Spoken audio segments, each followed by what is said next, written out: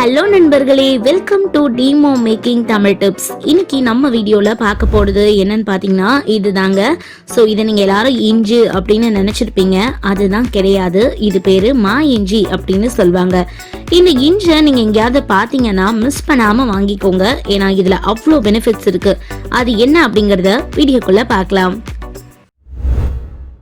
இந்த மாங்காய் இஞ்சியோட ஸ்பெஷலான ஒரு விஷயம் என்னன்னு பார்த்தீங்கன்னா, நம்மளுக்கு மாங்காயில இருந்து என்ன மாதிரியான வாசனை கிடைக்குமோ அதே மாதிரியான ஸ்மெல் தான் இந்த மாங்காய் இஞ்சில இருந்தும் கிடைக்கும். ஸோ இது வந்து ஜிங்கி பெராசி அப்படிங்கிற ஒரு இஞ்சி குடும்பத்தை சார்ந்திருக்கு. அது மட்டும் இல்லாம மஞ்சள் கூட ஒரு நெருங்கிய தொடர்பு இதுக்கு இருக்கு அப்படின்னும் சொல்லலாம். ஸோ இந்த மாங்காய் இஞ்சியை மலேசியா, தாய்லாந்து, இந்தோனேஷியா, ஜாவா இந்த மாதிரியான நாடுகள்ல பரவலா பயன்படுத்திட்டு இருக்காங்க. அது மட்டும் இல்லைங்க, குஜராத், மேற்கு வங்கம், அப்புறம் கேரளா, உத்தரப்பிரதேசம், தமிழ்நாடு, கர்நாடகா இந்த மாதிரி பல வடகிழக்கு மாநிலங்கள்ல தான் இது அதிகமா பயிரிடப்படுது.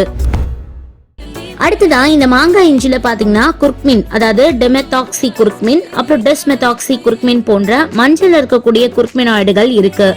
இந்த குர்க்மின் வந்து பசியை தூண்டுறதுக்கு ரொம்ப யூஸ்ஃபுல்லா இருக்கும். அதனால இதை நீங்க சமையல சேர்க்கும் போது நல்ல ஒரு பசி உணர்வை உங்களுக்கு கொடுக்கும். அடுத்துதான் இந்த மாங்காய் இஞ்சில பாத்தீங்கன்னா கார்மினேட்டிவ் பண்புகள் இருக்கு. இது வந்து நம்மளோட நரம்பு மண்டலத்தை அமைதிப்படுத்துறது மட்டும் இல்லாம நமக்கு வந்து ஏதாவது கவலையா, மனநிலை மாற்றங்கள், அப்படி இல்லைன்னா தலைவலி மாதிரியான உணர்வுகள் இருந்ததுன்னா அந்த அறிகுறிகள்ல இருந்து விடுபடுறதுக்கு ரொம்ப யூஸ்ஃபுல்லா இருக்கும். ஸோ அது மட்டும் இல்லாம இந்த மசாலோட வாசனையும் பாத்தீங்கன்னா நம்ம மைண்டை ரொம்ப ரிலாக்ஸா வச்சிருக்கோம் அப்படின்னு சொல்றாங்க. அடுத்துனா புற்றுநோய்க்கு இது ஒரு நல்ல மருந்து அப்படின்னு சொல்லலாங்க. ஏன்னா மரபணு செயல்பாட்டால ஏற்படக்கூடிய புற்றுநோய் கட்டிகளை தடுக்கிறதுக்கு இந்த மாங்காய் இஞ்சி ரொம்பவே பயனுள்ளதா இருக்கு. அதே மாதிரி கீமோதெரபி போன்ற புற்றுநோய் சிகிச்சைகளோட சேர்த்து இதை நம்ம பயன்படுத்திட்டு வரலாம்.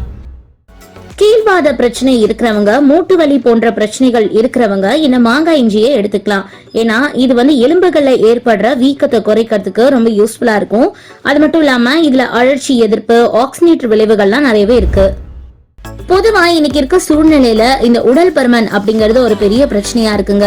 அதாவது நீரிழிவு, அதுக்கப்புறமா இதயம் நோய் போன்ற வளர்ச்சிதை மாற்ற கோளாறுகளுக்கு உடல் பருமன் ரொம்ப ஒரு முக்கிய காரணமா இருக்கு.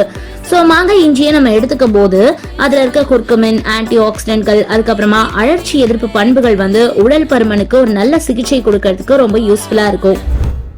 உங்களுக்கு சளி, இருமல் பிரச்சனை இருந்ததுன்னா கண்டிப்பா உணவுல நீங்க மாங்காய் இஞ்சியை சேர்த்துக்கலாம். இந்த மாங்காய் இஞ்சியை சாப்பிடும் போது அதுல இருக்க சத்துக்கள் மூச்சு குழாய் அழற்சி, அதுக்கப்புறமா ஆஸ்துமா போன்ற சுவாச நோய்களுக்கு ஒரு நல்ல மருந்தா இருக்கு. மலச்சிக்கல் பிரச்சனை இருக்கவங்க இந்த மாங்காய் இஞ்சியை எடுத்துக்கலாம். இதை எடுத்துக்கும் போது அதுல இருக்க அதிகமான மாவுச்சத்து, அப்புறமா நார்ச்சத்துக்கள் மலம் கழிக்கிறத எளிதாக்குது. ஸோ அது மட்டும் இல்லாம மலத்துல தண்ணீர் சத்தை அதிகரிச்சு மலச்சிக்கல் பிரச்சனையை போக்குது.